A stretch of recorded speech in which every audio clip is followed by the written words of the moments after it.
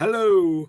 All right, we're live. We've got Papa Pete. We've got Barry from Premium Edition Games. We're ready to hear all about your, was it Series 7? Is that right? Yeah, Barry? Series 7. Excellent. I like So how we got how are Coco things too. been, Barry, since last time we saw you? I think that was 6 months ago. Yeah, it was about that when Series 6 dropped. Yeah, life has changed quite a bit in the last 6 months. All for the better, though, thankfully. Oh, that's good. Yeah, it's been busy but fun, and still here. I gotta count my blessings. I'm still here. Amen. That's always the number one thing. Still here. And breathing. That's the other thing. And breathing well. Breathing. Not a respirator. Hold on. Yes, wait a minute. Hold on. Got technical difficulty. Why is that? Oh, no. Never mind. Okay. All right. Just now.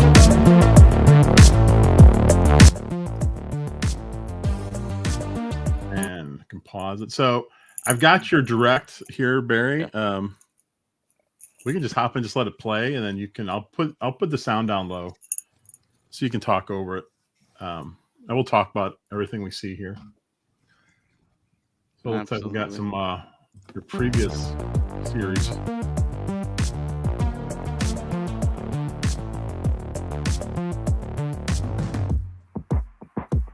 Now, is the previous series all out now? They're all out except Wife Quest and Super Dungeon Maker are not out, and what do we call it?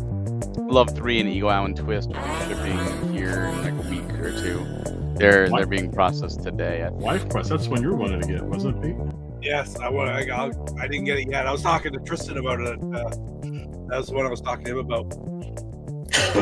Yeah, Tristan's the one who did that opening, by the way. Very talented. Very cool. But yeah, Wife Quest is entering production, and Super Dungeon Maker will, as soon as we can do it, because they're still adding to the game. So we're like, all right, because they're adding to the game, we want to make it as complete on card as possible. And they're just like, hey, we're adding this, we're adding this, we're adding this. We're like, well, if you're gonna keep adding right now, we're gonna delay it as long as we can to get the as complete as we can on cart. Yeah, because collectors love the complete on cart. That's for sure. Yeah, they've got some big updates coming November. I think a new character, some new actual what's the terminology? Like layouts, kind of like how Mario Maker had Mario 2, or not Mario 2, Mario 1, Mario 3, Mario World, like new actual themes for dungeons you can make. I think there are 2 new themes they're adding. Like it's gonna be a big update this November. So we're like, oh, okay, yeah, we definitely want that on the cart. So they're constantly working. It's 2 people, so they've been working really hard. So we're excited. We love Super Dungeon Maker. It's so much fun, and we just hope everyone doesn't mind being a little more patient, because it's really gonna be worth the wait. Yeah, Super Dungeon Maker looks fantastic. Mm-hmm. There you go. Yeah, we just talked about that, and then we're PlayStation is still in production, but we've been waiting for the third game which we announced, which was Rack and Ruin, and we didn't do Rack and Ruin. We didn't put it up yet because someone let us know that there was a bug with the trophy, and they're like, oh, you can't get the trophy, and we're like, oh, that sucks. Yeah. So we talked LifeSpark, and they're like, oh, we knew about the bug, but we weren't really going to go back and fix it because we didn't, it wasn't a big bug. And we're like, well, we'd like that fixed because we do the trophy patches. And they were really nice about it. They were really cool. So, big shout out to LifeSpark. They went back, they fixed it. So the digital version is fixed. You can get that trophy now. And then, of course, the physical is going to have that fixed as well. Cool. And that's going to go up this fall. Right on. How many PlayStation games do you have now? So we just have the 3, Phoenotopia Awakening, Music Racer Ultimate, and Rack and Ruin, that we've announced. We do have others coming, but we wanted to, we were going to put up more, but we fell a little behind because of the Rack and Ruin thing. We wanted to get them all produced at the same time, and it's our first series, so we said, no, let's hold off. Let's get those out first, and then we'll put up more. You beautiful people out there. It's great to be back. And here we go. I think this is the start of the actual direct, right? This is the start of the announcements out, after the updates. So this is the first game. This is something we teased last time. So we talked a little bit about it last time, and this is up for pre-order right now. And that is Anuchard, and this game is phenomenal. Like, I think a lot of people have never heard of this, and it's a shame because Stellar Null did such a good job. I love this art style. Yeah, it's very reminiscent of Moon RPG. If you've ever played that. Oh yeah, yeah, I've got that on the Switch actually. Yeah, they did port it to the Switch on cartridge. So this is like a Zelda style game. The humor is very mother-like. It's a really cool story that you piece together, and you kind of go into these dungeons to rescue people's souls. They pretty much they're kind of distraught with life, and they're like, oh, I'm gonna go, try and make my life better, and I'm promised I can make it better if I go into this dungeon, and their souls get lost, and you got to go into the dungeons to rescue, and each of the dungeons are a little bit different, and sometimes there's more than one soul. And at the end of each dungeon, there's bosses like you're seeing on screen, and the bosses are all really creative. One of my favorite ones is coming up here. This one here, I love the idea where you have to dodge its attack and then use its own attack against it. Oh yeah, it's just a really clever game, great music, and is good it difficulty. Alucard? Anuchard. Anuchard. Okay, there you go. Anuchard. Yep. So Anuchard, and you're going to see here we have Freedom Games come in. They're the publishers, the digital publishers, and this is just the first, working with Freedom Games. They're a great team, and this one I fell in love with. I couldn't stop playing, and it's got a great difficulty because time is of the essence. So you can make this as hard as you want or as easy as you want. You can make it so you take no damage. So you can just make it all about the puzzles. You don't have to worry about the bosses killing you because they do get tough. But each dungeon has different collectibles, so you can go back and get any you missed and use those collectibles to buy permanent upgrades and like a skill tree. It's really deep. Oh wow! And I love the artwork. Like when does this come out? This is up now. Yeah. This was actually a shadow drop. Yeah, this was a shadow drop on the direct. So we're like, all right, let's do a shadow drop. Let's do something cool. So this went live as well as the Mega Pack, which is all 3 games of Series 7. So you can get them all at once, one click, make it easy. Wow. I like that Super Nintendo looking box. Oh, very much so. Very cool. Because Moon was a PlayStation game, but it's still around that same era. So we're like, oh, we gotta capitalize on that since we don't do CD size. But yeah, this is definitely one of those where, like, because a lot of games we play, I'm like, all right, I love this, but I'm not gonna play through a 20-30 hour thing right now because I've got to play a bunch of other games and test. This is one I just couldn't put down. I'm like, yeah, it's going on the back burner. I am just gonna play Anuchard, and I did not regret that decision. So yeah, good. so you got looks like you have the, like you were saying, the retro edition that has all of the games. Yeah, we have the retro Mega Pack with all the retro versions. We have the standard Mega Pack if you just want to get the standards, and we also have the Ultimate Mega Pack, which has everything. And again, that's just if you want to get them. A lot of times it's easy to just do one click, get it all, don't have to worry about coming back.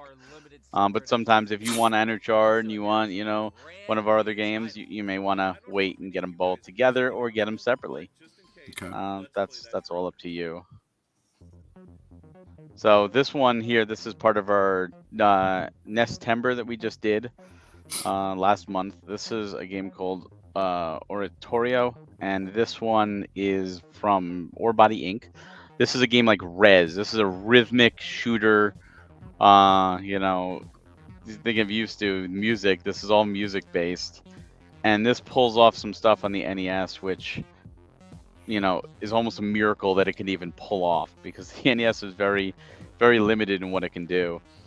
In fact, we have to put a special chip in the card to make it run, because Wow. it is like, that's part of the contract. It's like, no, you have to make sure you're using this special chipset for the physical. And we're like, yeah, we will absolutely want it to run. So we're doing this. We did a silver limited. I don't know if there's any left. Last I saw, there was maybe 3 left. Maybe there's no more left. I have to check. So that's an NES only game? NES only, yeah. So Oh, this wow. is actually on the NES. So this will play in your classic Nintendo. Very cool. So they did Ore Buddy's Binder Tale. So we're working with them a second time. Let's see. I'm trying to see. I don't think it's sold out yet. The silver edition, if there is, and is very, very little. Like the silver editions are, we're only producing, I think, something stupid like 30 or 50 of them, like total. It's ridiculously low. The standards are more open, but we want to do something special. Let me see here. Does it say? Yeah, it looks like on the website. It looks there like is you can still get it. one. I'm looking right now behind it. There's limited of the standards left, but there is one silver edition left as of this right now. The silver editions are cool too. The box is like shiny, and the cartridge is actually like silver, you know, shiny silver. It's not real silver, but it's really something special. And like I said, there's so few of them being made. But if you like Rez, if you like rhythm games, and it's just something that I highly recommend. Like honestly, the trailer doesn't do it justice. It's like one of those games. Like if you've ever played Rez, you know, if you watch a trailer, it's like, okay, whatever. But then if you play it, it's like, I get it. I get what we're doing with this. Yeah, I had Rez on Dreamcast and PS2. It's yeah, it's a great game. It's very also good. like in VR, but again, it's one of those where you have to play it to experience it to understand. Speaking of music, because again, every time I think of music, I always think of Used To. Thank you. These 2 NES games here, which are coming in the winter, are all about music. This is all about rock and roll. Yeah, look at that. So Jim and Dill. So the first game, which is on screen now, is like Zelda. It's like a Zelda style, or Star Tropics. If you very Star Tropics aesthetics. And it's really cool because, you know, you're dealing with the band, and you've got the music. The music is all from the band itself, and you gotta save them. It's just this really cool adventure. And this is from Cal Games Play, who did Bobby 6-7, which we talked about last time as well. Yeah, I saw that one earlier too. Yeah. Yeah, so he actually went back. This was an older game he did. He went back to the drawing board and edited it so much so that he couldn't use the old trailer. This trailer was cut brand new with brand new footage because he did so much of the game, and the stuff he did is actually exclusive to the physical. So the ROM, you could get the ROM, which is what we played. That's available on his itch, but the physical is going to be a different version. It's going to be enhanced and extra stuff. So it is like the definitive version of this game. And it's so crazy. Like there was a part where you're fighting like the ski-free skiers. Like, Yeah. it's gonna just throw everything and the kitchen sink at you, and that's so good. So you're just trying to get the band back together Yeah, in the first one. in the first one. It's so cool that it's started as an itch game, and now they've redone it and Yeah. added stuff and turned it into a premium edition game. Yep. And he's one thing that's really interesting is when doing a sequel, most people aspire to do something bigger and better. What he did with the sequel is he aspired to Castlevania 2 and Zelda 2, which are both great games in their own right, but they're so different than the first games in a lot of ways. Oh yeah. And it's like very few people will. I'm gonna do that. I'm gonna Right. go ahead and take my first game, and I'm going to change the formula completely. And that's what he did, which is awesome. Which the trailer is about to play, because we are doing the sequel as well. We're gonna do it 2 different cartridges, and we're gonna do some really cool stuff that we can't talk about yet about how we're gonna do the physicals of these 2 games. Just that But it's gonna be bitching. it's gonna be bitching. And this time it's a beat 'em up. So instead of a Zelda, it's a get out. 2D beat 'em up. Get out. Yep. That's our kind of game right there. And this is also made so you can actually play the second game only without playing the first if you want. Wow. But it's really cool. Like, you go to the house of the band. Beating up a bear. Yeah. In the second game of the series, you start from home, which is actually an 8-bit recreation of the house Right in the gut. The guy looked like Nikki Sixx. In real life, the house burned down in 2011. Oh, hey, he's back. Being a great way to Yeah. keep its memory alive. As with the first What game, is a the sequel? characters you face along the way stem from the world of Whedon's Reminds me of like a Right. Double Dragon. titles, lyrics, Yeah. or based on Yes. actual characters from the band's past And again, this plays on the original NES. And they did the same thing he did with the first game. He went back to the second game, enhanced it, had to do a whole new trailer. And he just talked about it there. Like, he expanded the whole game. Freaking bats. So yeah, these are 2 fantastic titles with giant ladybug fighting a garbage can. I mean, it's I love the blue. It's like a blue Gibson Gretsch kind of guitar. I love it. oh yeah, everything was intentional. Love it. So yeah, like I said, you can get it at calgames.com, itch.io. You can get the NES version, which is going to be different than the version you're going to get in the physical. Man, I'm gonna have to look that one up. Yeah, these are good. These are coming in the winter. We haven't set a Alright. date yet, but we said, you know what, we're not going to do a direct, before these come out. So we wanted to get them in there. We wanted to give him the attention he deserves, Mm-hmm. and we just really wanted to tease it, like, hey, this is coming. Get the hype building, because Yep. we had such a fun time playing through these games, and I'm excited to see like the new stuff, pretty much. You mentioned something like Star Tropics. Star Tropics 2 was Zoda's Revenge. Yes, They Yes, used it Bobson's was. Revenge. and he changed the titles for these, so that I didn't talk to him about it, but that could have been intentional.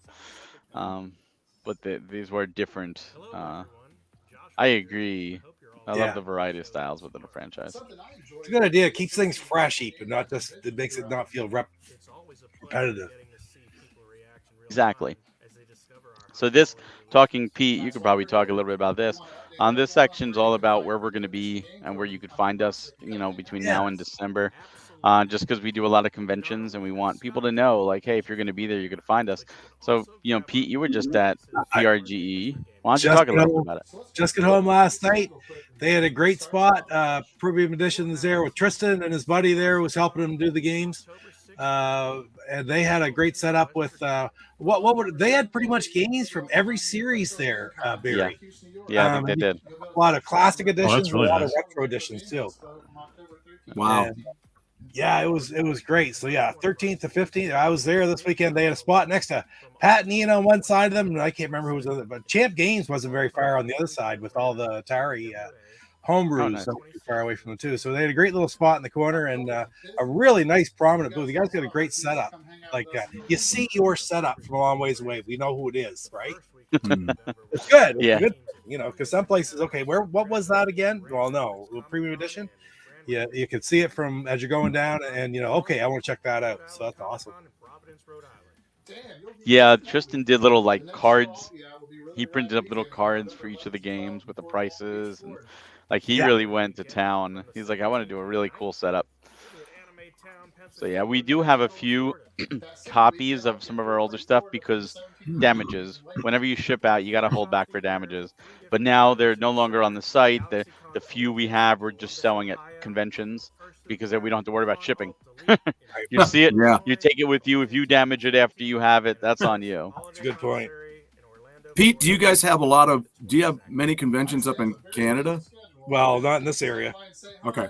There's lots of conventions in Southern Ontario and such, but it's a different ballpark, right? Like it's very complicated for Canadian companies to go into the States competitions and vice versa. So it's typically not worth their while to go That's a shame. internationally for them. But there's so many in the States and stuff close at hand that but you get better things to see at the U.S. ones right now, I would say. Although there's like I say, lots in Southern Ontario that are pretty good. Vancouver as well. Any place relatively close to the border. Yeah. And big metropolis areas, like nothing's bigger in the Eastern Seaboard and the Golden Horseshoe. The Golden Horseshoe is around Toronto, Hamilton, Buffalo, those areas, and there's no bigger areas in really North America. So yeah, it's true. Yeah. So this is this is Poglings. We talked about this last time too. This was a Kickstarter. Yeah. This is like the Chow Gardens. So this is still in development, and they're gonna be giving us more information later this year. Chad's been working really hard with the team at Right Nice and Yojoiko, and we're really happy that we were part of it. When we were last talking, the Kickstarter was still going on, and it exceeded all expectations. Wow. Did almost 11 times its goal. Whoa. Did extremely well. And then this one is another Kickstarter we just did in the summer. This is Kristalla from Astro Clock Tower Studios. And this is an action Souls-like RPG that we're doing the PlayStation 5 physical on this one. And we have a Kickstarter exclusive. And this did over 11 times its goal too, which is great. And you can still get the Kickstarter exclusive cover through their backer kit. Which we'll show off here.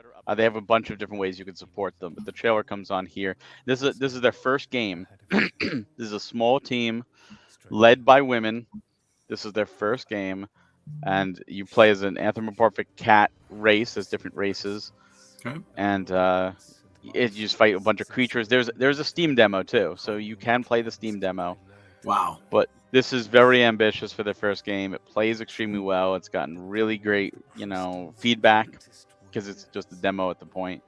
They're going to, I believe, launch early access this December. Okay. And continue on with the game throughout the year next year. We're not doing the physical until it's done, and that's when we'll put it on the site. It has to get ported to the PlayStation, of course, too. It's the early access is PC. But yeah, this is a phenomenal game. It's got, verticality that you don't normally have in like Dark Souls because you're a cat, so you can climb up, you can run along wires, you could drop down, you could really use stealth kills and stuff like that are of course there. Can you lay in a basket like Coco? Yeah. That's actually one of the things there was a stretch goal that it hit, because it hit all the stretch goals, is you could put your cat. You can make your character your cat. Wow. So you can play as your cat, which is cool. Coco can kick some ass. Well, I'm covering Coco's eyes so she doesn't get any ideas.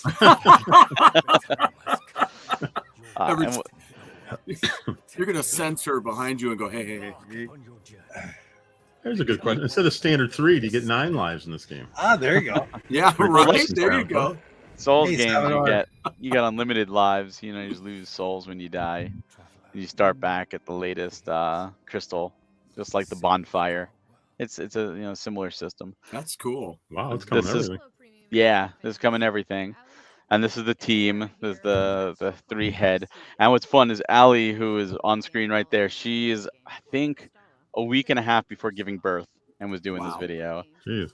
Like that's how dedicated this team is. Like 9 months pregnant, like nope, still working, still doing press, still doing what I can on the game. Ooh, that did not look pretty there. I think that was a anal gland check. That was woof. I say woof, it's a cat game. It's a cat game. But I guess it was a woof from the enemy. I think it was a dog. Well, it's a rat. It's like a rat. Oh, it is a type rat. It's race. a big rat. Yeah. There's a bunch of different enemies, but the main people are rats. Because cats versus rats. Yep. There's 6 different clans you could be in, be a part of. They each have different spells, and you pick which one you want to start as, and you could then go through and learn them all. You also get mounts, which are dogs. So you get to ride dogs. You get to, raise them and pet them and interact with them. You can get familiars in this game to help you out, help you Wow. find items. Like they're going all in, and which this game's been in development since 2019. So they've been a small team working on this. They decided to finally bring it to Kickstarter, and it's so good that we were able to work with them and bring it out. I love how our Uh, cat's in the background wanting Yep. to get out. Yep, he wants to get out. I wonder if He's- any of that was inspired by the books that were out, that have been out for a few years now. The cat books, and they have the dog books and the bear books and the It you know, could be. not that I'm not saying that it's a direct take. I'm just Oh, saying I no. wonder if that was a It- inspired thought process. It very could be. Because they have There's heroic cats, but those are just like real cats in Oh, those yeah. stories. There's the backer kit, by the way. So if you go to the backer kit or use the QR on screen, you can still support them. There's a bunch of bonus things you can actually get if you just want to support the team and get some stuff. But their physical edition is there. It's the exclusive cover. We will have a version on our website down the road that's going to, have a standard cover. So if you're interested in the collectability, you want to support the team right now, Yeah. you can go ahead and do that. They're Which very version was that, Barry? Because I saw it was for Switch and PS5. PS5. So we're doing the PS5 physical. We haven't announced anything else at this point. So the Okay. PS5 is part of the Kickstarter. And then this is a game we've always teased. We've teased this since our second direct, which was our first ever Kickstarter, which is Sunshine Manor. And Paul Fossil Games here, who's talking, he has been incredible. He's done updates every single direct I've asked him, and without skipping a beat. He's been like, yeah, let's do this. And I made him make this announcement. I said, you're gonna do it, Paul. You've been such a good person, such a good sport. You're a good friend of the team. You're gonna make the announcement that we're finally bringing Sunshine out. The game's been ported, so it's on Switch. We were waiting for the port, so Sunshine Manor is fully ported and available now. And Camp Sunshine is finalizing port. So we said, what better time than Halloween? Let's get this out. So this goes up for pre-order on the 30th. And the physical, you get both games on the cart. You get Camp Sunshine and Sunshine Manor. That's right. It's finally happening. And what's cool about these is these are 2 games of the same series. The Camp Sunshine is more like Friday the 13th, like in the camp setting, and Sunshine Manor is more in like the Resident Evil inside the manor setting. And since this was one of our first ever games, we were part of the Kickstarter in 2020. We have the standard, and of course we have the retro edition. But we also have another bonus because this was an earlier thing, and we promised it in the Kickstarter. So we said, well, we got to keep going, and we've been slowly working on it throughout this entire time. But that's the deluxe. We finally have a deluxe again, and this deluxe edition is insane. Because you get everything. The guide is double-sided, so you flip it over, one for each game. You get the Neo Geo case, just like all the other ones, but you also get a steelbook, and the steelbook is beautiful. Oh my god! Is this the first guide you've done in a while? Yeah, in a while. Yeah. Yep, since Robot Named Fight. Wow. But this is one of those rare cases where we actually do have some repeated art, because the art there is from Graham Humphreys, who did a lot of the horror movie posters, and we're like, we got to utilize that art. It's so beautiful. Woo! Wow. That's one hell of a mega pack. Yeah. So the mega pack gets you everything of Series 7. But this so you can get it in the mega pack right now. By the way, all the retros are very, very limited. Very, very limited, and the deluxes are also very limited. They are not open pre-orders. So there's no guarantee that they'll have any left by the time They come in hand for second chance sales because of that limited. Distributors can take some, and they have taken some already, as well as any other stores, and obviously pre-orders. Now the the deluxe edition that we were just looking at with the guides and the steel box, those are 130, right? Yeah, and that goes up on the 30th. Okay. And then this is our last game, and this is Lonesome Village. What's really cool is this is an entirely Mexican team. You don't usually hear about Mexican development teams. And this is a little more on the cozy side, so you have a little bit of Animal Crossing, but you also have Zelda. So it's a mix that I never thought I needed until I played this game. That's great. So you get Zelda-style puzzles and gameplay, and then in the town, as you rescue villagers, they'll give you quests. You get resource gathering. You do a little cooking. You can do farming, decorate your house, fishing, and then again, you have to go into the tower to discover the mystery. Why are the villagers imprisoned in the tower? What happened in Lonesome Village? And so it has that cozy atmosphere with this dark, story in the background and like what is going on. And I love that. I love that it has that juxtaposition of cozy, friendly, everything is good, and dark, sinister. Hi, my name is Steve Villagers are trapped in stone. What happened to them? That's cool. So yeah, we're Ogre Pixels, the team behind it. I love the style. It's like a 2D, like almost like Paper Mario style art. Yeah. And they did such a really cool job. And this was a Kickstarter as well. We weren't a part of it, but it did extremely well on this Kickstarter. And again, like you rarely see a Mexican development team.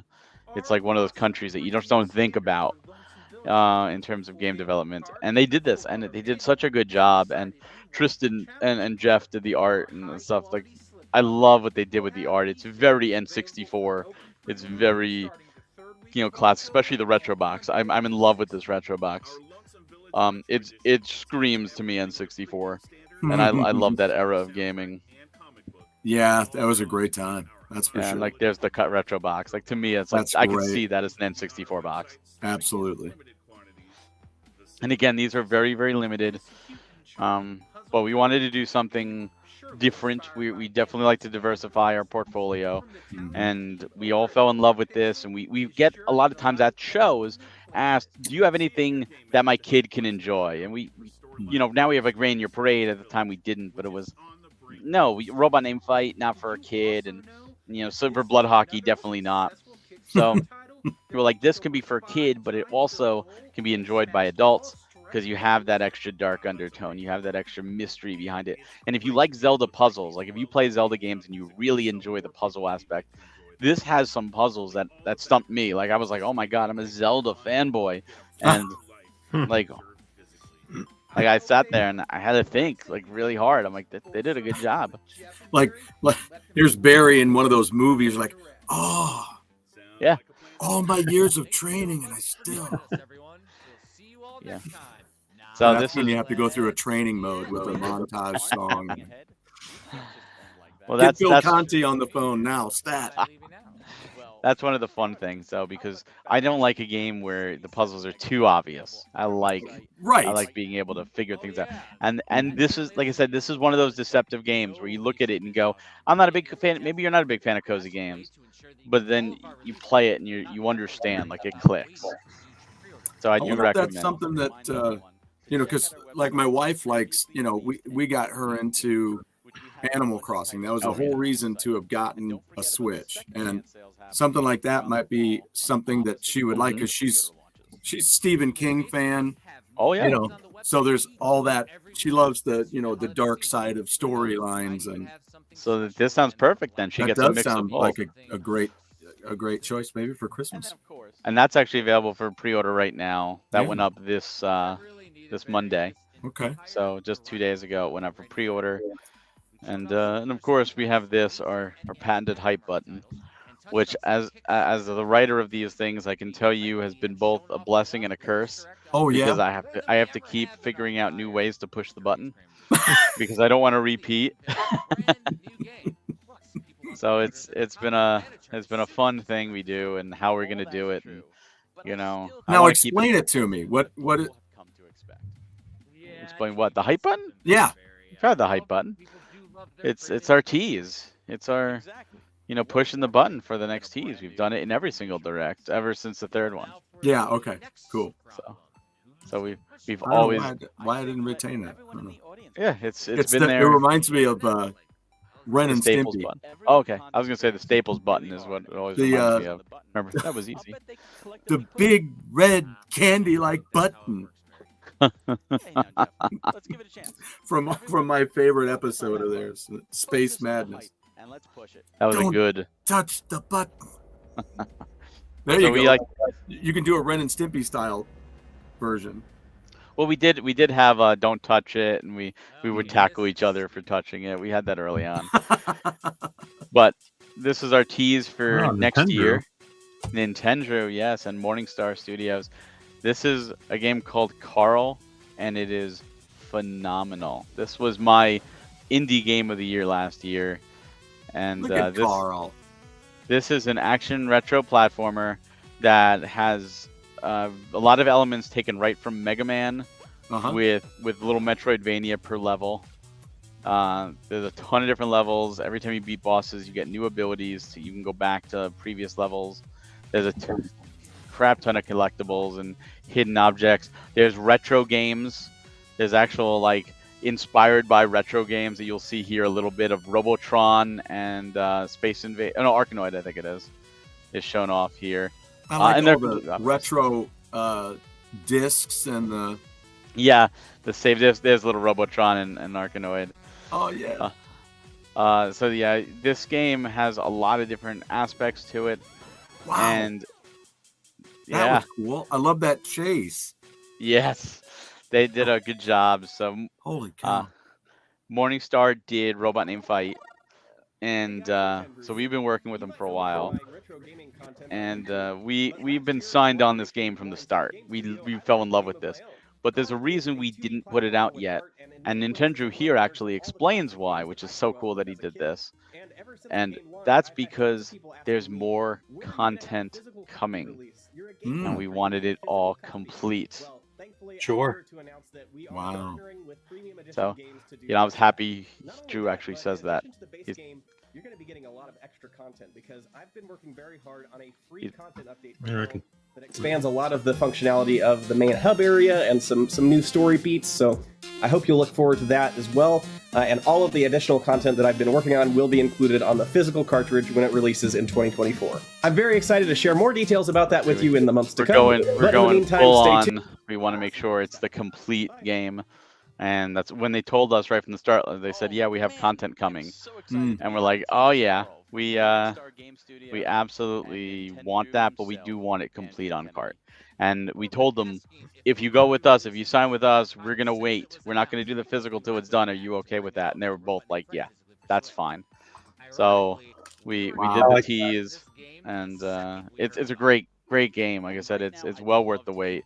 If you like action platformers, if you like games like Mega Man, yes. This is perfect.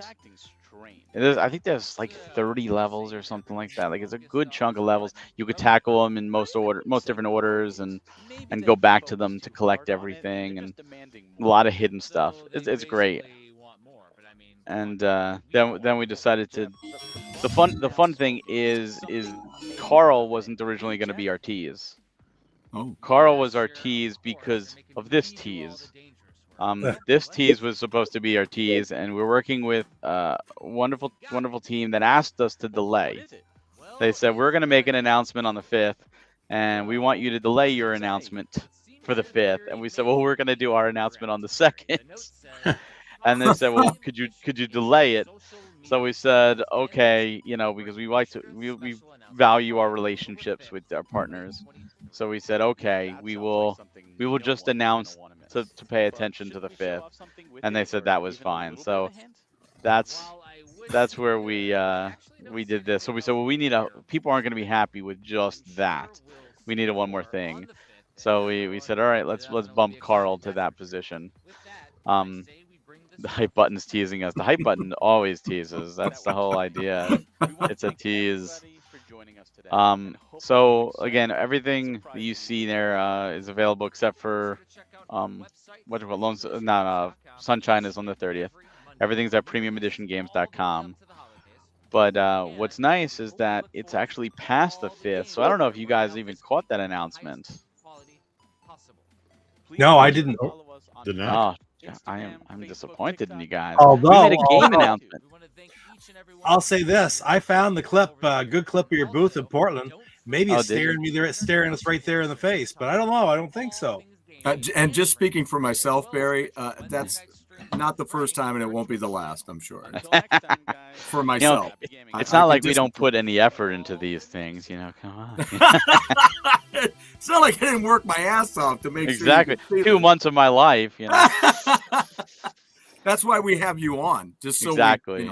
you can absolve us of all of that. So if you go to YouTube, our YouTube channel, you'll see there was a trailer posted on the 5th of a brand new game announcement. And that game I'll look for it here. it's available digital, I think, in a week. I think it's the 25th or 26th that goes digital. It's available for pre-order now, and that's through our friends over at Modus Games. So you can get the digital version now. However, the physical version of the game is coming next year from us, and we're working with them, and it's a really good partnership. They're a really good studio, and we're happy to help them, and they're happy to help us. So did you find it from 13 days ago? Yeah, the one on the 5th. Yeah, that'd be 13 days ago as of this day. Hold on, let me see if I can Don't worry, you're not the first podcast I've actually been on where the hosts have not seen it. So I've done several other live reactions with people like, oh, I didn't pay attention. I'm like, oh, gee, thanks. Really appreciate the love. We need a list for homework. It's like school. It's like, let me get my notes out. It's right there in the direct. I mean, the date's in big letters. I think it was all capital too. I'm running out of excuses, Barry. I don't know. Let me check my notebook of excuses. 86. My dog ate my computer. I have it here. I'm gonna do a little clip grab and there you go. I work in a school. I've got all the excuses. At least I hear them all day long. Yeah, because I'll say they probably get a lot from the students. While you're grabbing that, Jeff, this clip's only about 30 seconds long that I have queued up here of the Premium Edition Games booth in Portland. Yeah. So it may sort of give us a sneak preview to the answer of what you're pulling up too, but you're still working on that spot? I don't know. Yeah. I don't know if they're still working on it. If they put anything there in Portland for it. I'd say go for it. Oh, go ahead, Pete. Okay. I'm sorry. Go ahead and show that, and I'll get this thing queued up. Great. Don't know if I've checked those ones out yet. I'm just trying to find spots I haven't checked yet. Yes, Pat and Ian. In their booth. Yeah. There you go. There's Tristan on the phone. All kinds of Doesn't look like he's working to me. Yeah. I see it, Tristan. I'm going to get you. You're on the phone. He's waving now. Yeah, you're caught, Tristan. Yeah. I do like how he looked up when you said that, Jeff. I know. Got the patches, the challenge patches. Yeah, he made all those little signs just for it. See Barry and Jeff on Go Game Go quite often too, so that's awesome. Oh. And little did I know you were on this week. Yeah, see, there you right? go. I had no idea. Have a last minute deal. Perfect timing. Exactly, very appropriate. That is awesome. Thanks, Pete. See, Yeah, that was awesome. I knew you had to stay. Sorry you don't feel great, but you're feeling better now, I'm sure, aren't you, Pete? I feel, it's not too bad. I'm not too bad. Good. Nothing a beer can't handle, right? Well, I had a hot chocolate. Oh, Yeah, okay, or a hot chocolate. That's better than a beer. I had a hot chocolate. It's, I don't Little want stuffed to. up here. Did you see the show the other night? Stuart was like pushing Pete to drink when he wasn't feeling good. What an ass. How about suggesting a hot chocolate, Stu? Maybe that would be nice. I'm a big boy. I can forget. I can probably withhold the. We have audio, but we don't have Pressure. video. It'll pop up there in a second. Yeah, it does. They do that. There it goes. There it is.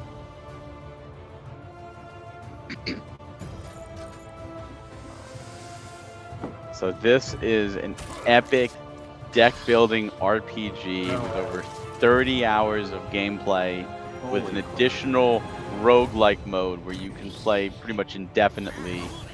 Full character classes that you can pretty much build your team out of whatever you like. Every character gets their own set of cards and can do 3 moves per turn. Some cards like lead into each other. Skill trees, just epic world to explore. Beautiful art. I love the art. That is great. This game is massive, and we're so honored to be able to bring this out physically next year. Like I said, it goes up digitally here on the 26th, so I was close. Then digitally is from Modus and from us. Yeah, what's the? I'm sorry. What is the? What's the studio that does this one? The Modus is doing the digital. Mixed Realms is who makes it. There you go. Okay. And what's good is like over 700 cards. Wow. So That's and we're cool. doing we're doing the physical. So Gordian Quest is the name of the game. So look for that next year, because that is an awesome game. We've all fell in love with it, and we're people keep asking us for RPGs, and we're like, oh, here you go. I like my hot chocolate with beer. Yeah, and you could mix them. I could see that happening. You could accidentally. Whoops! I forgot I put my hot chocolate in that already. Oh, this hot chocolate is spiked. You got beer in my hot chocolate. You got hot chocolate in my beer. This is a throwback commercial. I might have done that. Younger viewers, yes. That was a Reese's commercial. Yes, I was watching something. They were showing old commercials, and it was like from the early 70s, and they had that commercial. Yeah. Yeah, I knew it was on as a kid, but I don't remember being that old. It's like, wow. Yeah, sometimes they have like retro DVDs where it's like old Christmas show. Like I have a collection of Christmas shows from different classic sitcoms, and sometimes they put in some of the old commercials too. Well, some of those commercials that are old are still on TV today. They're classics. They just keep airing. Mm-hmm. Yeah. You know, how old is the kid now that's a snowman that comes in and drinks Campbell's soup and melts? Like that kid's got to be like 40s or 50s or something now. I think one of my high school students yesterday went, a two a three. I was like, whoa, how do you what? That's another old commercial. You're like, is that on Guitar Hero or something? The Hershey Kisses with the the bells, the dinging, yeah, the dinging, and of course the M&Ms. He does exist. They do exist. You know, another old one. They play every year. It just never gets old. I know the Cadbury egg one on anymore. The Cadbury. Yeah. I watch old commercials, and the Reese's Peanut Butter Cup commercials come on from like 1975, and the package even looks the same for the most part. You know, everything's the same, and it's so cool to see. You could take one of those commercials, drop it in, and maybe the clothes might throw it off, but you could use it today, and it wouldn't. That was the thing you know about that commercial is the packaging is almost identical. Yeah, slightly changed, but I mean you're talking 35 years. They're just why mess with a classic, but then again, a lot of times they have something classic and they mess with it anyway and destroy it. But Reese's Peanut Butter Cups is amazing. Can we say it? New Coke. Yeah. Frick was that all about? New Coke. We got Coke. Leave your frickin' Coke alone. I got the Coke. I don't need a new Coke. You might as well just call it I'm an ass. But would you accept a Pepsi free? Whoa, that was a good commercial. Is the Pepsi okay? Okay. Well, I always think of when I think of that, I always think of Back to the Future.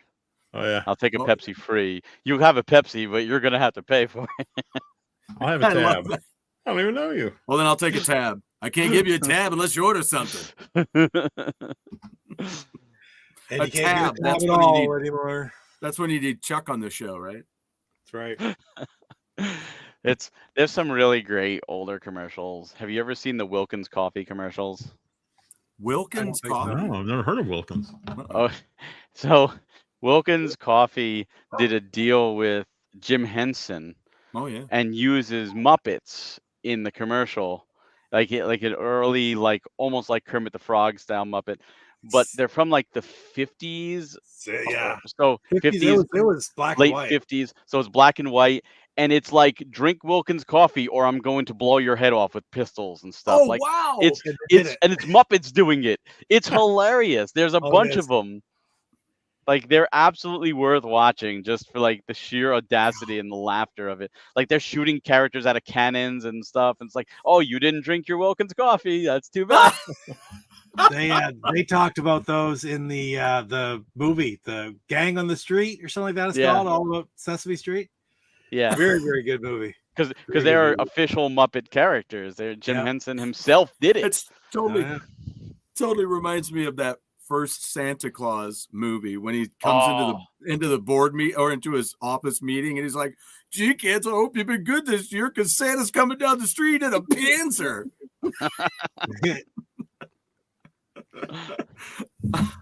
Oh, I just saw is it a TV show about the Santa Claus? There is. Yeah, there was Just on saw a Disney trailer Plus. yesterday. Yeah, Um, they made a Was series. that on Paramount or? No, Disney. Yeah, it would be on It- Disney. Yeah. It's if it's like the Tim Allen Santa Claus you're talking about, it's on Yeah. Disney. Yeah, they did a series. He came back. Tim Allen came back. Unbelievable. But he's got a different kid in this trailer. Well, his kid is older. No, it's a different kid. Yeah, He's but I got mean, a different kid. it's a different actor playing the kid. No, The actor didn't. his name is Cal. His name I thought was always Cal. Wasn't his son named Cal in the original? Well, it's it was, Calvin. I mean, that's his last Calvin. name. Yeah, Scott Calvin is His Tim, name- oh, that's right. Hey, Cal Calvin. The I don't name's know. Calvin. Because Cal. I know he had kids and he had a son in the originals. Yeah. And I Yeah. thought that's supposed to be his kid growing up. Maybe he had a second one with Mrs. Claus. I think he got married in the third one or whatever. The second Hopefully, he one. didn't have a tryst with Judy. the Santa Clauses. Yeah. That's what it's called. I don't know. The whole different kid name threw me off. I'm like, wait. I what's heard going it on was here? good. Oh, did you? Yeah. What'd you think I mean- about the Christmas Chronicles movie?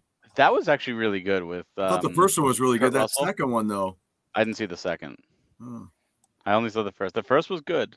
Yeah, I like Kurt it. Russell does a good job as Santa. But you He know what's did. a better Santa movie? Violent Night. No, that's horrid. It's a great movie. I love See, it. that's where that's a big whole thing where I'm like, okay, what is happening here? Because there's this whole, whatever. I don't know. I just don't know how to take those movies. I don't know for whom they make those movies. Did you watch it? Oh, unfortunately, I did. And Oh. Cocaine Bear. Ugh. I didn't see Cocaine Bear, but Oh, I yeah. like Cocaine Violent Bear is Night. awesome. You might as Cocaine Bear well is great, because I too. think you'd probably like it. If you like that one, you'll probably love Cocaine Bear. Cocaine Children Bear is eating great. cocaine. It's great. It's wonderful. It's It really says like that was based on a true story, and that's nothing what happened with the true No. story. like the bear took the cocaine and died. And then I think it that went to was it. sleep. Like that was it.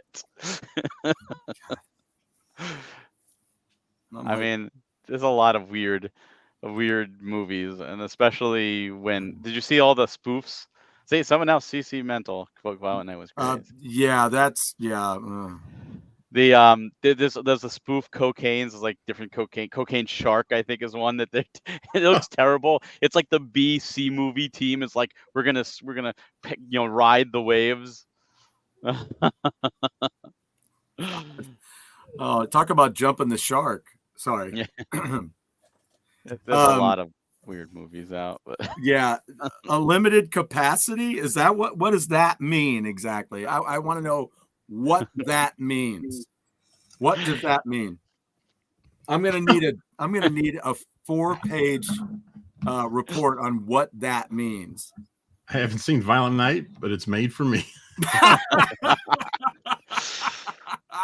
look, everyone has different tastes. It's okay to like a movie, and It it's is. okay to dislike a movie. It is. You're absolutely right. It's And just that's like why, music that's too. why I had to get things straight with Pete about the Star Wars stuff. That's why I'm like, Wait, what okay, about the Star Wars stuff?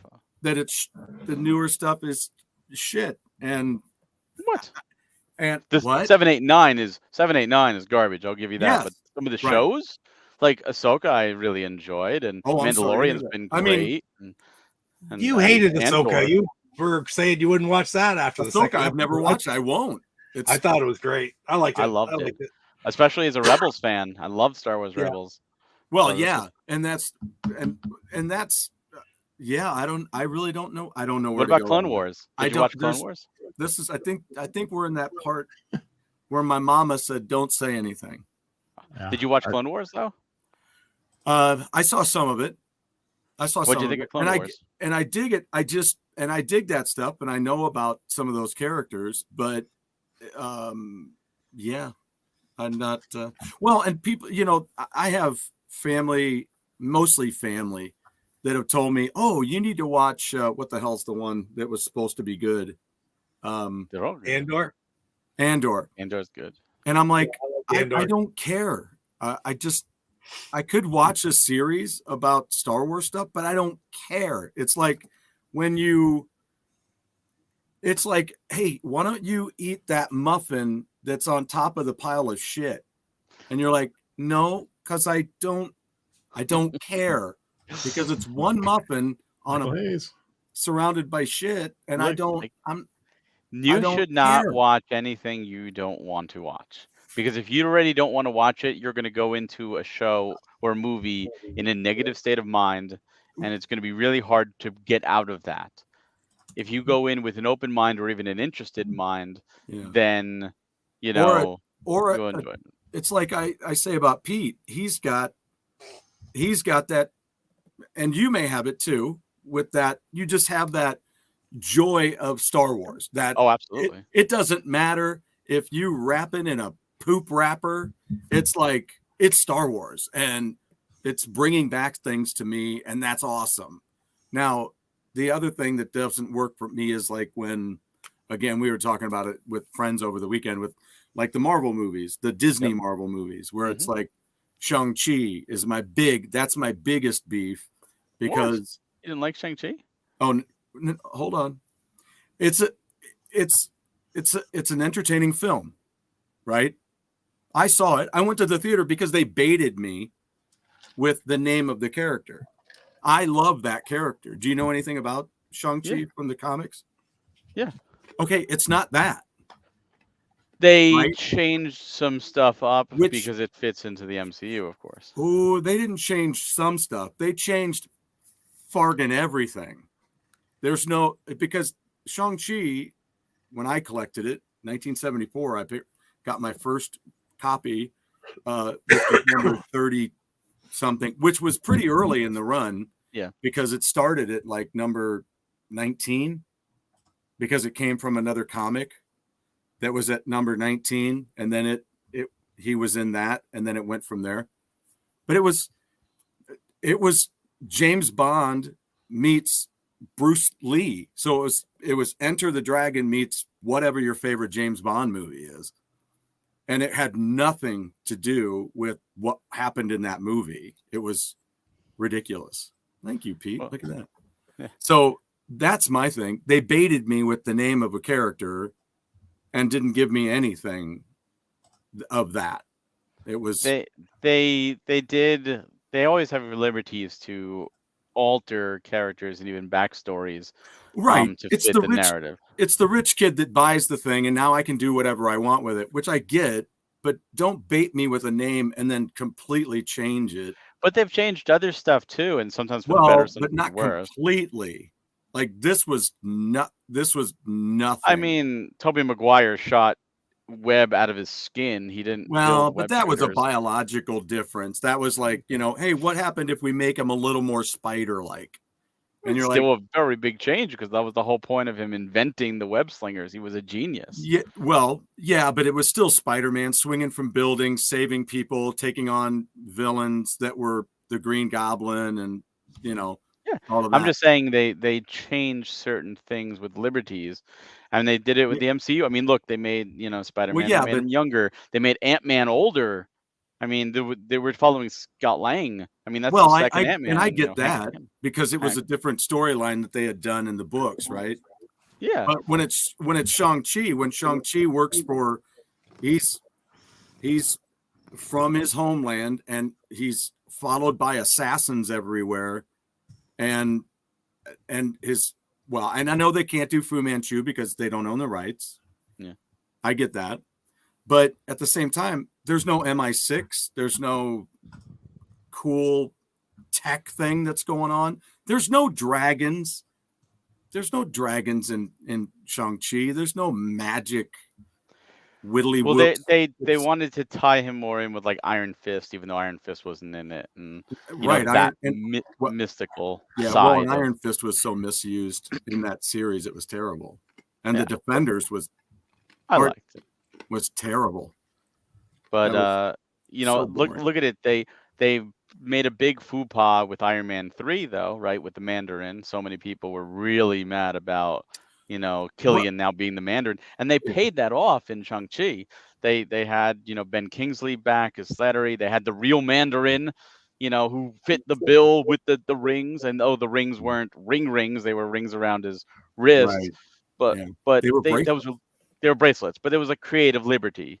But at least we got the Mandarin. They was like, all right, look, we're fixing that. Yeah. And they adapted Shang-Chi to be a part of that. And I'm looking forward to seeing what they do with the character. What is that? The MC was a huge improvement. What? I don't even know what you're writing there. What? You have to spell it correctly to make that point. Barry Lance wants to know, what was the first home video game console that you owned? It was a tie between the Atari 400/800 8-bit computers and the Commodore 128. I say that because one, I was able to start playing video games at a really young age. Those were both there, so I played them both at the same time.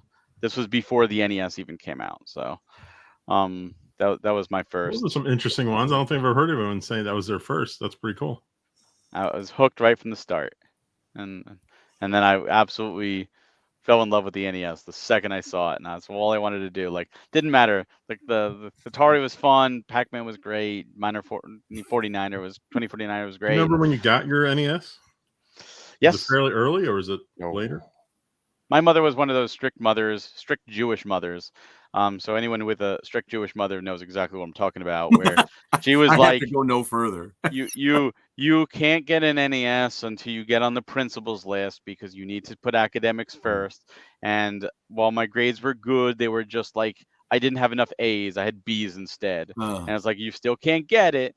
And they're like, oh, sorry. And by the time I finally got there, I was 6th grade, and I finally was told I got the principal's list, and I was like, yes, I got on it. I was so happy. And at this point, the Super Nintendo was out. So my father my father took me to get the Super Nintendo, and turns out my teacher lied to me, and I just missed the principal's list. So my mother, being the typical strict Jewish mother, was like, no, you're taking the Super Nintendo back to the store. Oh. So I lost it, and then that Christmas, my brother sent up his Nintendo for me, and my mother had a hissy fit, and my dad was like, no, you're not taking it away from him. It's his Christmas gift from his brother. So that's how I finally got my NES. I was in 6th grade. Oh, wow. That's a cool brother, dude. So that was Christmas 1994.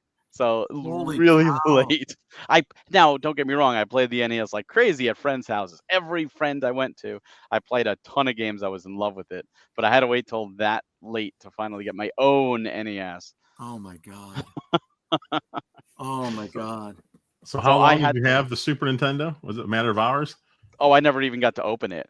I got the Zelda Super Nintendo, Link to the Oh. Past with Mega Man X and Street Fighter 2 Turbo, and No. I had to take the Super Nintendo back, but my dad She- at least let me keep the game, so I had games to look at.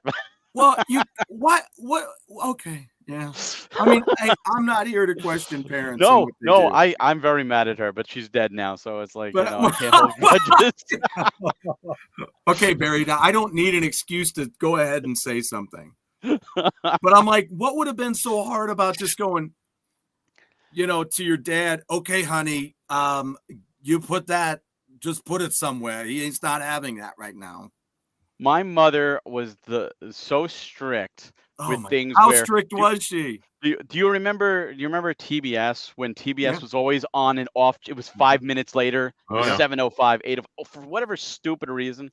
It was to the point where my bedtime was like 10 o'clock and we were watching a movie on TBS, which now ended at 10:05. She would be like, it's 10 o'clock, you got to go to bed. And I'm like, No. it's 5 minutes later. And she would turn off the TV even if my father was watching the movie. Oh, She'd be like, no, it's bedtime. It's like 5 minutes. Come on. I gotta. So that's how crazy. That was my childhood. Well, let me tell you, Barry, I've got a story that you just reminded me of one. There was I don't even remember man. what the movie was, but I talked to my mom about watching it. She goes, "You're not staying up to watch that movie." So the next morning I woke up and she goes, "How was the movie?" I go, "What movie?" She goes, "The one last night." I go, "I didn't watch it. I went to bed." She goes, "Oh, I figured you would have stayed up and done it anyway." I'm like, Oh. shit. I'm like, oh, okay, all right.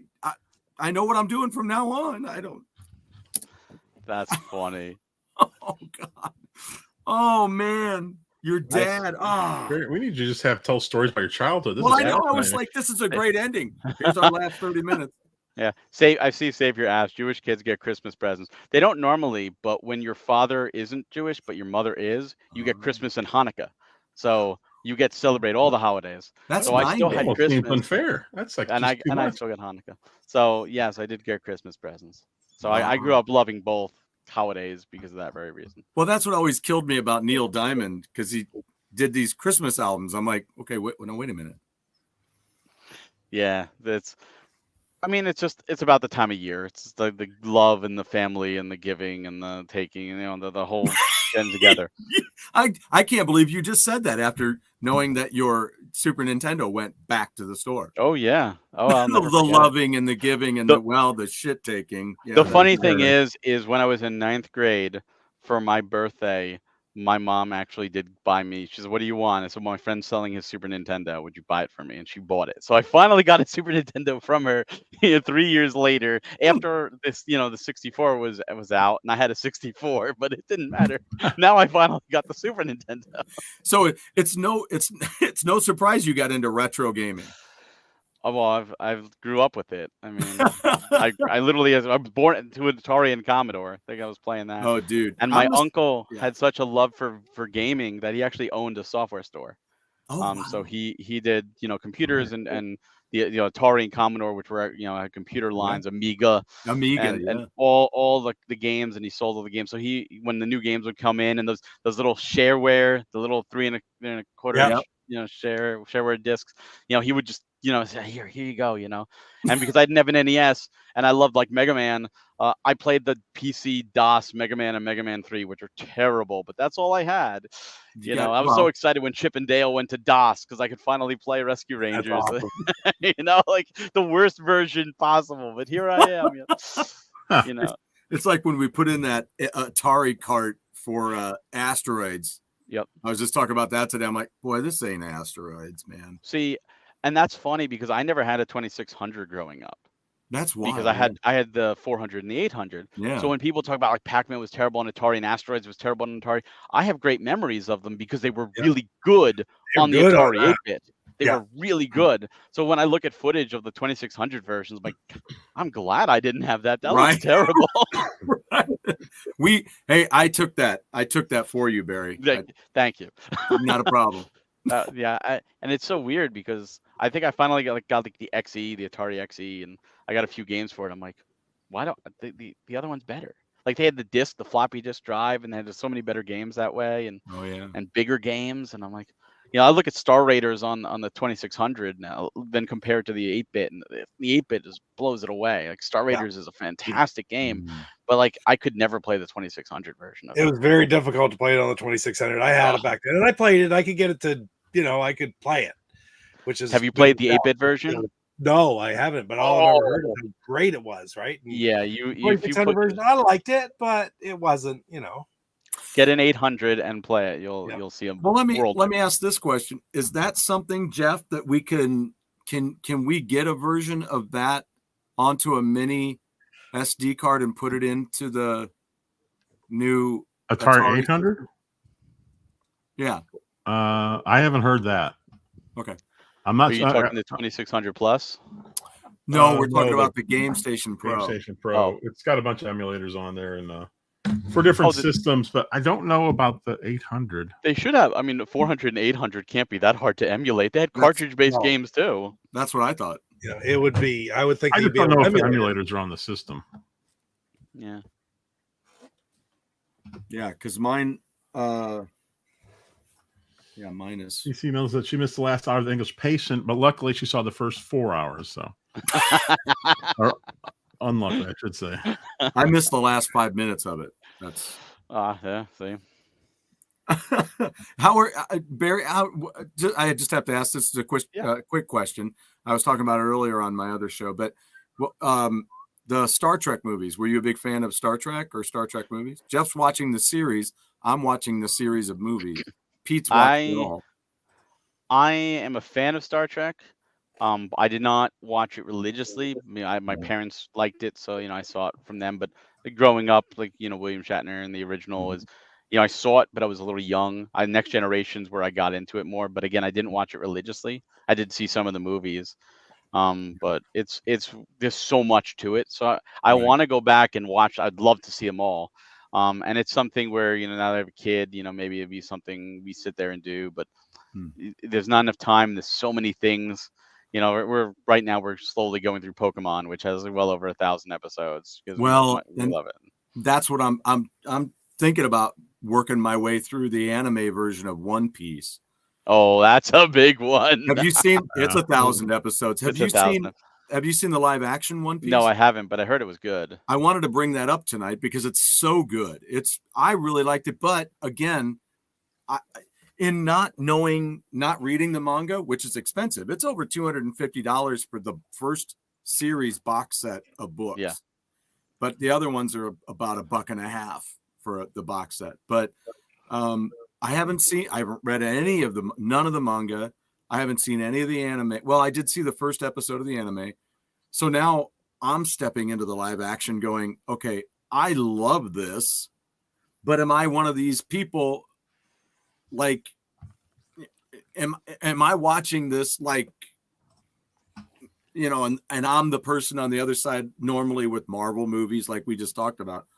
And I'm like, am I the guy that's going, I love this? And all the people who've read it, watched the anime are going, oh man, it's shit. No, the anime is well regarded. And you know what? You should. Right. It's one of those things where I think we're at this point now, and this is the perfect time to do it with the writer's strike that just ended, but there's the actor's strike. There's not a lot of new content coming. So this is the perfect time to go back and watch stuff you missed. And I agree. I think you should, because there's something really cool about just marathoning a series where you don't have to wait till next week. You don't have to wait for commercials, especially if you have like the Blu-ray. You just next episode, hammer it out. Hammer it out. Yeah. It's stop to go to the bathroom. Yeah. It's just just something really cool, and that's something as a collector too, movies and DVDs and TV series. I've been trying to do that. Even lately, I've been going back. I've been getting like the old serials, because I love like the comic book stuff, Marvel stuff. Like I just got the old Captain America serial from the 40s and stuff that they did. Yeah, it's on DVD. Wow. One thing we actually just watched last night, I'd never seen it before. I only heard about it through YouTube, and it's absolutely terrible. Is Legend of the Superheroes, and if you remember that or heard about this, it's a Hanna-Barbera production from 1978. That is the first appearance of a lot of DC comic characters. and it is absolutely terrible. It's 2 episodes. The first episode is like a more comic book actiony episode, if you want to call it that. The second episode is a roast, as in like a Comedy Central roast of the superheroes, hosted by Ed McMahon. What? Yes, it is terrible. It is cheesy, Well, but it the sounds reason we watched fantastic. it is it's 70s graphics, 70s special effects, so they're terrible. But my wife and I are both big fans of Adam West Batman. We grew up Oh with yeah. that, and Adam West and Burt Ward reprised their roles as Batman and Robin in this a decade after the 60s series, and Frank the Riddler. Frank Gershner, Frank Gorshin, Frank yeah. Gorshin, he comes back as the Riddler. Ah. And it's like it's so bad. Like you have to go into it watching this knowing this is going to be terrible. But as a product of its time, it is fantastic. And again, it's on DVD. It's on Amazon. It's like $8 or something, and you get both episodes. And I'm like, we have to watch this. It's gonna be bad, but as Adam West fans, we have to see this. And like a lot of the times, I was just looking in the background at him, just having fun as Batman again. Like a decade later. The Batmobile's there too. And it's so weird. And just I've been like going back through like all these things I missed or were before I was born. And it's this show with that's 1979, you said, right? Yeah, 78, 79, I think. Yeah, I'm looking it up right here, and it's got 79 on it. Yes, I remember that logo. Yeah, it was only 2 episodes, and they're both on the DVD. Oh my God! It's got like the first live appearance of like Solomon Grundy, and it's got a Flash and Green Lantern and Mickey Morton as Solomon Grundy. Yeah, Jeff Altman as the weather wizard. Weather wizard. It's got a pretty good cast, but it's Garrett terrible. Craig as Captain Marvel. Yeah, Shazam, Captain Marvel. Right. Frank Gorshin as the Riddler. Ruth Buzzy as Aunt Minerva. Ed McMahon as himself. Yeah. Wow. You forget Ed McMahon. Gary Owens as the narrator. Yeah, like I said, and it's Hanna-Barbera done, but it's really bad. It's really bad. It is. It's just one of those corny things. It's like they lose their powers, and somehow like Green Lantern can't use his ring anymore. And it's like, what do you mean you can't use your ring? And the Huntress can't shoot her crossbow anymore. Like, what do you mean? Why can't? And Why she is never this shoots happening? it. It's very like the whole time there's this black woman on a phone, and she's talking in gangster kind of thing, like, girl, you won't believe what I just saw. There's a character called Ghetto Man that literally is everything you would never air today. There is a character called Ghetto Man. And it's like the whole time it's just like, oh man, like if this was on today, if like the general populace saw this would be canceled so quickly. But it's funny because it's of the times. Played by Brad Sanders. Yeah, Ghetto Man. Oh wow! So like I said, it was like $9 on Amazon. I'm like, I didn't even know this was even restored and brought back. So I said, all right, I have to get this as a superhero fan, and we have to watch this. And it's like that Spider-Man record that they re-released with extra tracks on it.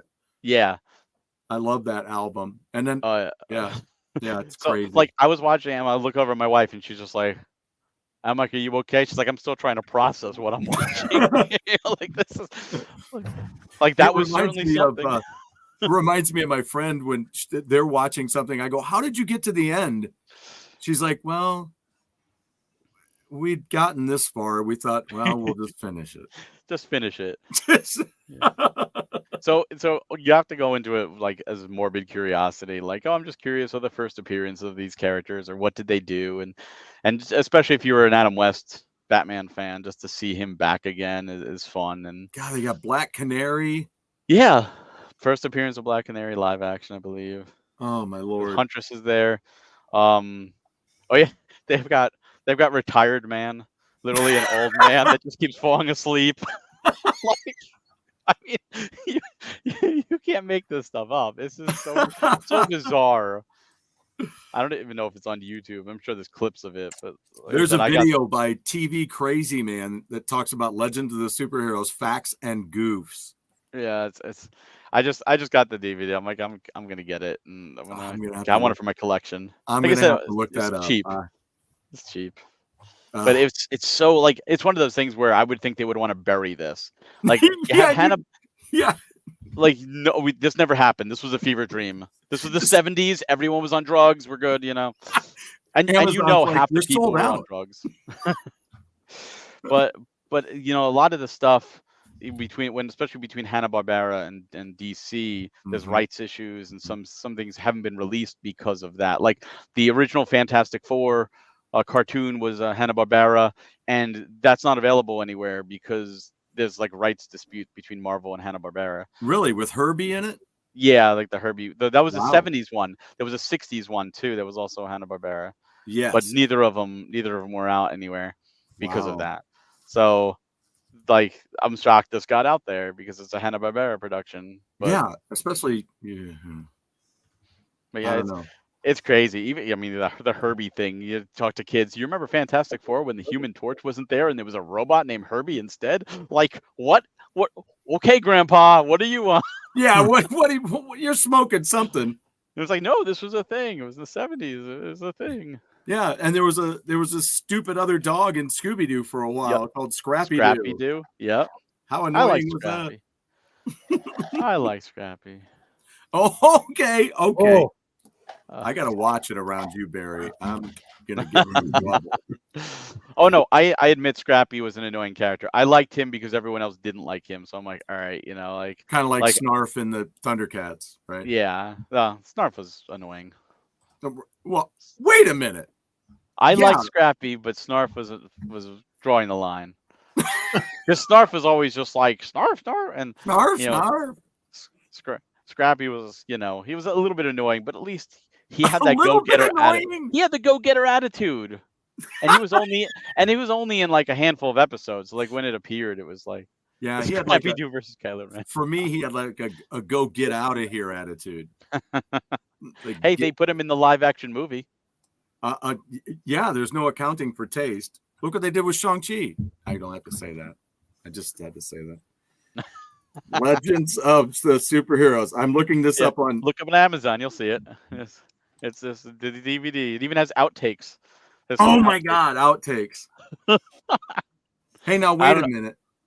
Oh wow, they have a Legends. Legends of Superheroes. It's $10. $10. I can get it used for $6.49. I told you it was cheap. But then it puts it back up with the shipping. So yeah, so you might as well get a brand new from Amazon, free shipping for $10. For $10. It went up. What's up with that? Maybe. Well, I said it was 9. Maybe it was 10. I don't know. Maybe they're promoting it. Maybe we're promoting it too much. There we go. Stick another $1 on that. Hey, you never know. Someone could be listening to this saying that sounds ridiculous. I'm going to go buy it, and they bought it before you. Dude, absolutely. I mean, I'm looking at it right now, getting ready to maybe buy it, but I don't know. It's something where it's like fever dream territory, especially if you like DC characters. It's just like fever dream. I'd have to do it just because of all the, people in it. Stars. I mean, Ed McMahon. You get to see Solomon Grundy literally beat the crap out of Ed McMahon. Like he took a paycheck for this. Like this is a thing that's happening. And he's literally punching Ed McMahon. And you can even get the Shazam complete live action series from. I have that too. Yeah. From what's the serials? From what is it? Marty Croft. Yeah, they have that one. Marty There's Krofft. also there's the old serials of Captain Marvel. You can get that too on DVD, which I just picked up.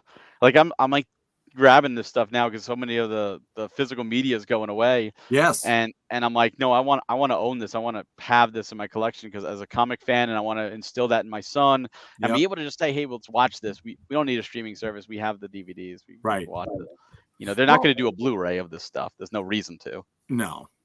There's a Blu-ray of the Shazam one. Yeah, the Shazam one has a Blu-ray. You're right. Yeah, they have the old Commando Cody, Sky Marshal of the Universe. They have that on Blu-ray. There's the old Flash Gordons, or they have the old Dick Tracy, the old Green Hornet serials, like all that stuff. I've been discovering so much of this on DVD. I'm like, oh, interesting thought, Barry. You know, I mean, especially because of what you're, what we were talking about, where you mentioned, the physical stuff is going away. Yeah, And sadly. And there's so many times that the kids these days just start on what they know or start on what is available now. Yep. And we never really, I don't know how many people ever really think to start their kids on original stuff. Yeah. Because I know Jeff and I did with, when it came to the Christmas shows, we were totally down with everything from Rudolph, which came out the same year I was born. And it was like, so I started there, and so many times they're like, well, that sucks because it's not even whatever. And you're like, okay, wait. Like, Barry, have you ever seen, I've talked to these guys about it before, so they know about it. I've had it on the show a little bit. Space Angel. Do you remember Space Angel? I do not remember Space Angel. Okay. Remember on Conan O'Brien where he puts like Schwarzenegger's picture up and then has their mouth is moving? Yes. Right? It's like that. Oh, it's like the old Marvel shows with Thor and Captain America and all that, Hulk. And but he's like sitting in the cockpit of the ship and his mouth is transposed in there and it's going. That's funny. I mean, you can watch Space Angel. You can watch him on YouTube.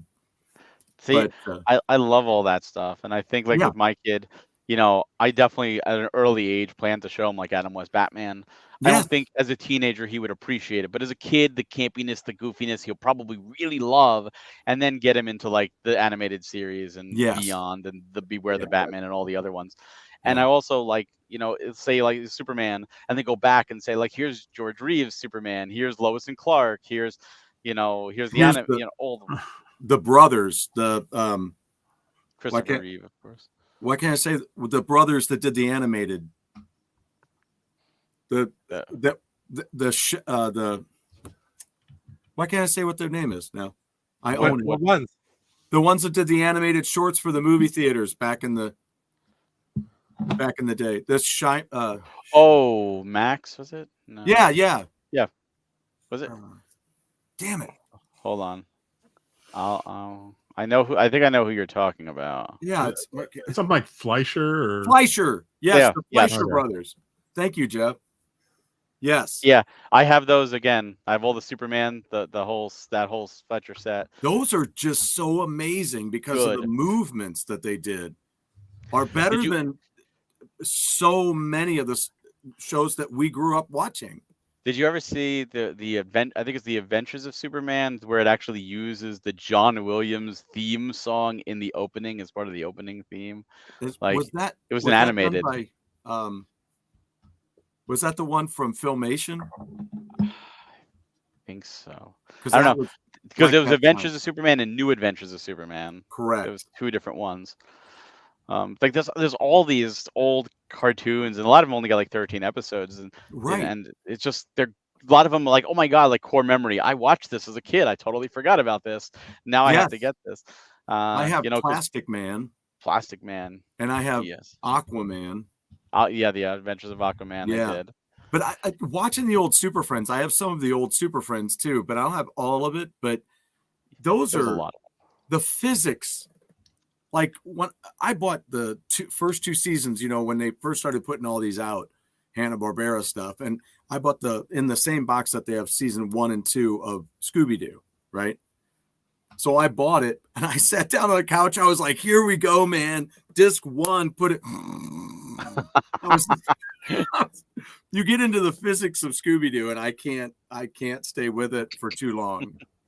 It's like there's so many Scooby-Doo series too. You're flying in a washing machine that's not plugged in, with a fan that's supposed to propel it that's not plugged in, with an ironing board that's supposed to be the wings. It's bad enough you're doing that, but you also have two people on top, well, a dog and a guy, and then you have ghosts who are people in a robe inside. Yeah. And you're still flying around. I'm like, oh my God, how's this? Oh. You can't watch that and think of the actual logistics of it. No, you gotta turn off your brain and just enjoy. Yes. Which is what I wanted to do, but they like made multiple laps with it, and I'm like, okay.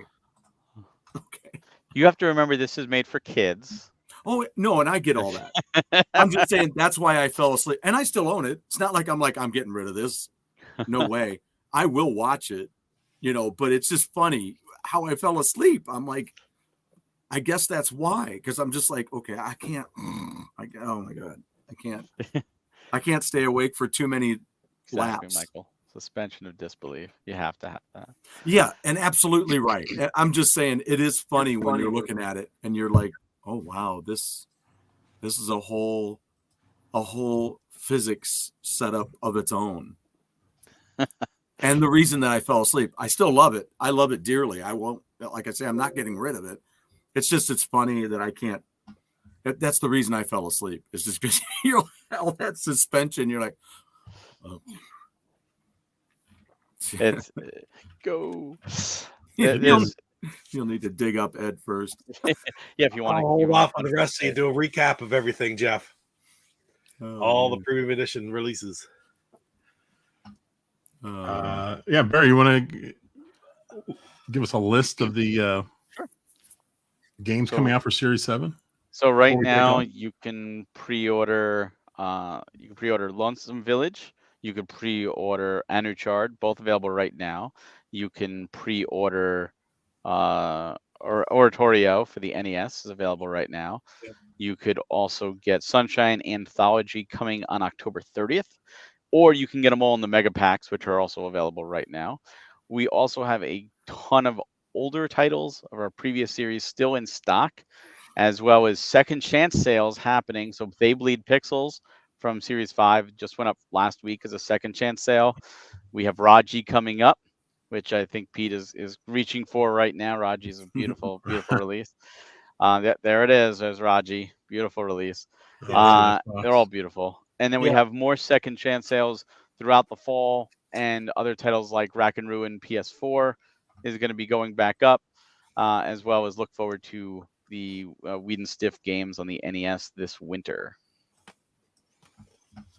Oh, and do Crystalla. If you like Crystalla, go to the backer kit, support them, get that Kickstarter exclusive cover. This one doesn't get enough love either. Cathedral. Yeah. We still have a few copies left of Cathedral. Very, very limited. This is just one of the things where you can get on their page, but it's premiumeditiongames.com. But there's different pages in there where you can look at all the different things. There's a drop down menu once you get there, and there's plenty of different ways to look at all their games. Yes, and we greatly appreciate all the support. And you can find us social media. You can find us at Premium Edition Games everywhere, except on Twitter. It's at Premium Edition 1 numerical, or X, if you will, whatever you want to call it. I still call it Twitter. Yeah, so do I. Jeff and I call it Twitter. It'll always be Twitter to me. Always be Twitter. A big thanks to everybody who stopped by tonight. We had a great group in here tonight. Huge thanks, Barry, for coming in. Thank you for having me. I was great. I was grateful to see that we were going to have you here tonight. That was awesome. You should stop that word halfway through, because you said it twice that way, and it sounded like you were tooting your horn. I was great. I was great. I was great. I thought he was too, actually, Pete. I was like, well, you were, Stu. I agree, but we expect nothing less from you at this point, Stuart. Well, let me just tell you, in using the word great, I was selling myself a little short. So, but his horn all the way. Now I'm all blushing. You see his head just like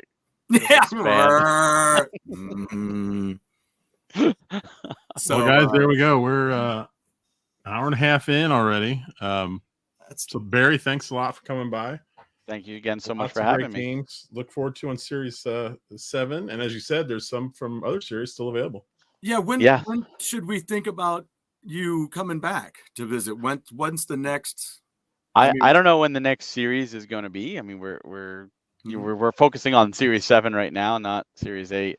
It's roughly 6 months. I was looking back. It seems like you're on about. But I'm always available. So you say, hey, we just come on and just let's chat. Well, I'm always available. I mean, we're all about helping you guys out. With that stuff. If there's something that is going on around the holiday or something, and you want to pop in and and whatever. I mean, it's You might have something for game- Black Friday. holidays are for games unless you don't have great grades. But you know, That's right. Oh, That's It's- right. one of those things. Frickin' Oh. deans and their frickin' Exactly. lists. Tell me So, about it. But no, but if let us know though. Absolutely, yeah. And everything. That's always So, a pleasure. yeah. And then we'll look forward to seeing these. We look forward to seeing everybody here next week. We'll be back. Jeff, what are you doing tomorrow? Tomorrow I'm streaming Haunted House, the Atari game, the new one, not the old one. So I'll be back here tomorrow night, same time, 7 Central. Very cool. Yeah. I've Pete, been what do playing you the got? game a little bit, and it's kind of fun. I'm still in recovery mode, Stu. I got one more video to pop out like fairly soon from PRGE of getting home, the trip home, Mhm. which have just sort of been on the back burner because I've been sick since I get home. Mm. But other than that, I'm just gonna sort of sit back and wait till I see what all I got while I was out there. I was telling these guys earlier, I brought so much back that they ended up being shipped instead of Luke, the television collector, is shipping the stuff to me. Plus, I got some stuff from him while I was out there too. But sweet. yeah, so I'll pick up videos and I'll have different videos from out there. That was just so much fun. I'm moving smooth now. I noticed I was herking and jerking before because when I downloaded that video to show you guys the premium edition booth, I thought to myself, I might as well just grab all of them off my phone, off iCloud, and pull them down into the folder. Well, last time I looked, it had downloaded over 16 gig. So that's why I was herking and jerking, because it was downloading all this stuff from my iPhone that I took. So I had 16 gig or more, whatever it ended up being, of pictures and videos and stuff from PRGE. So trip of a lifetime. Very happy to have done it. Met Salvatore. Spent lots of time with Salvatore. Yeah, that's Salvatore cool. was in one of my That's very videos, cool. helping me out while I was there. So that was all very, very awesome. So I don't know what I'm doing next. I have at least one, maybe 2 pickup videos before I even do the PRGE stuff. So Nice. I got to get going. Fantastic. Yeah, I'm. So how many? Just real quick, are you going to be doing like multiple unboxings of the stuff when you get this? Do you think, or what? I'm going to be doing. It'll be like just regular pickup videos, and I think right now it's going to take at least 3. Okay. Wow. Like I'll have a television theme one, I'll have an Xbox theme one, and I'll have an other themed one. So, Gotcha. but there's lots and lots and lots and too much stuff. Too many And- games.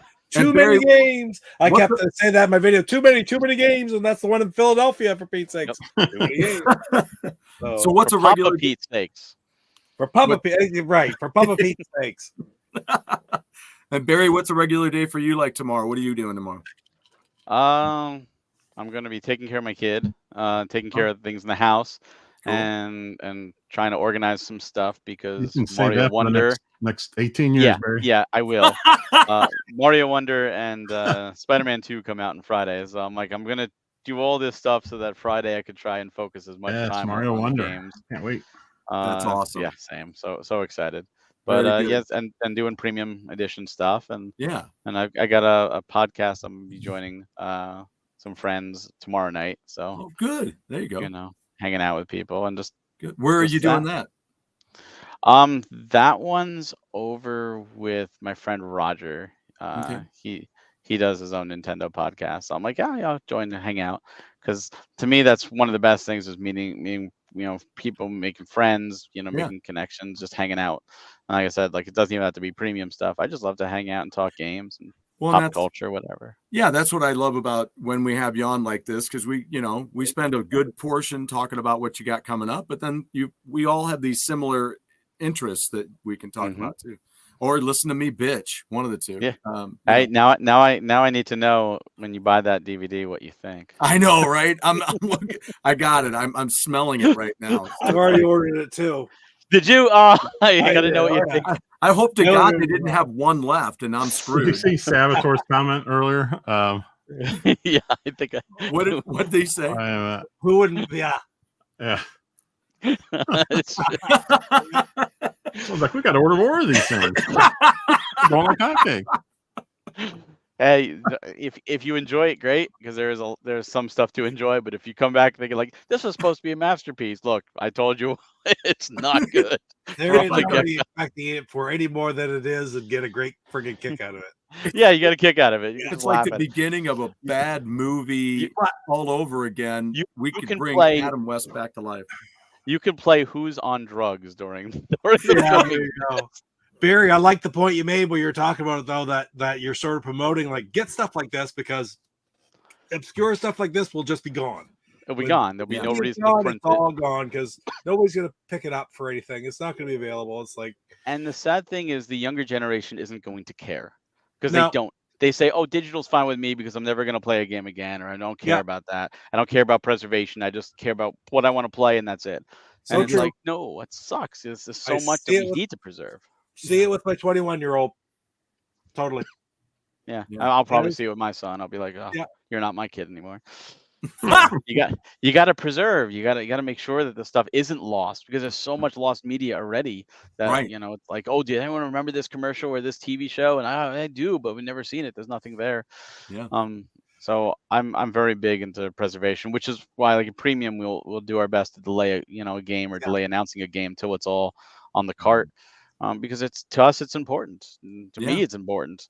Yeah. That's why I'm trying to grab all this stuff now, not just for me, but for my child and Yep. for maybe my grandchildren down the Mm-hmm. road if they're interested. And if not, Yeah. then they're gonna look at this wall of DVDs and Blu-rays and go, "What was Grandpa thinking? Now I'm Yeah. saddled with this. Hey, free place. Anyone want these DVDs that my grandpa spent hundreds and thousands of dollars on? Like here you go. Just take them free. Who still Yeah. has a player Oh, anymore?" That's All what my I get all the time. collections are The gonna- youngest one, no way. The oldest one, I keep telling them, yeah, this is all, we combined our collections. He was into it.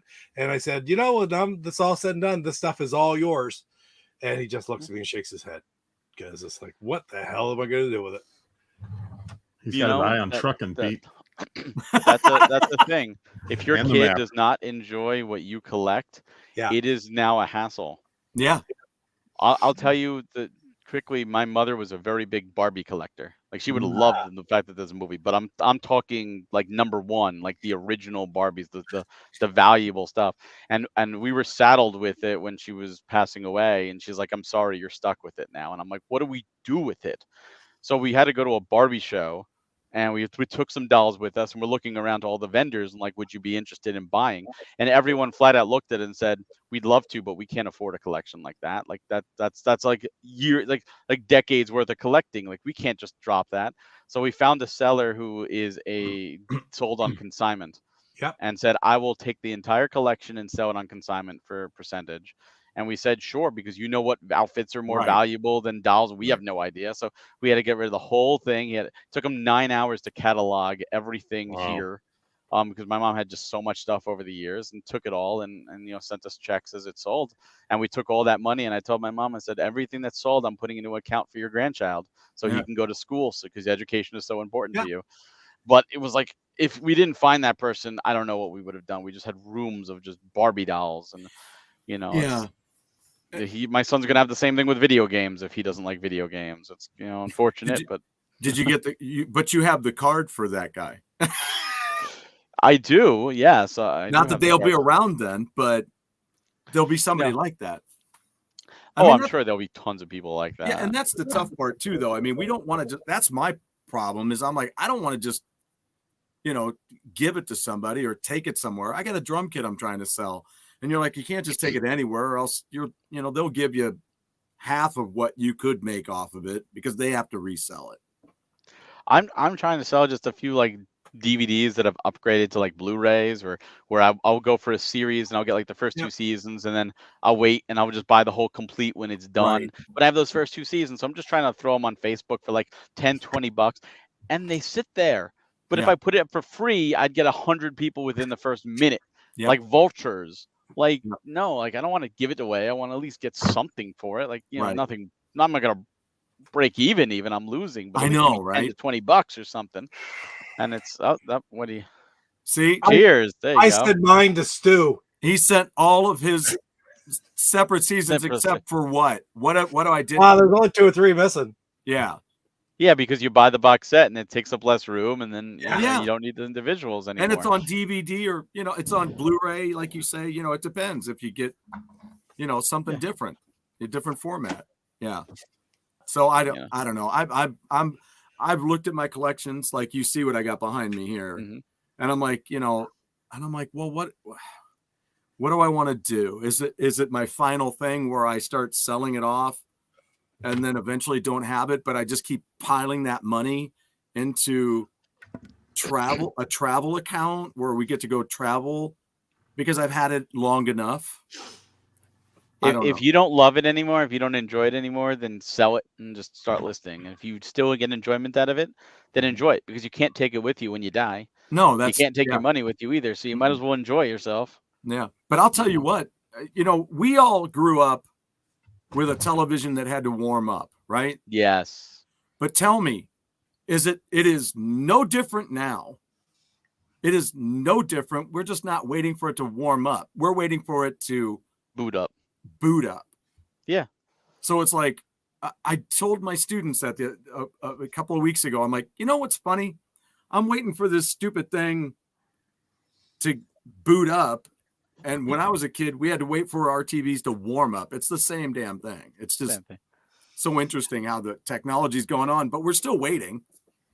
I think Jeff's trying to give a message here. Well, he's certainly getting one from his wife.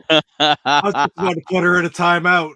I need to come back and we need to talk all about different physical media and preservation and stuff like that. We Just have a good ask her what she's wearing, Jeff. That's all you have to do. Gone? What are you wearing? Is there a reason?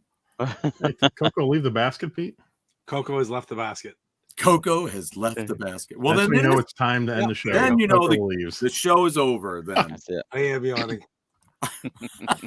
All right, Barry. Well, thanks a lot. We'll have you back on, of course. Absolutely. Thanks so much for having me again. Yeah, man. Always a pleasure. Pete, thanks. Good to Have see a you, good night. buddy. I'm glad you got back safely and had a great trip.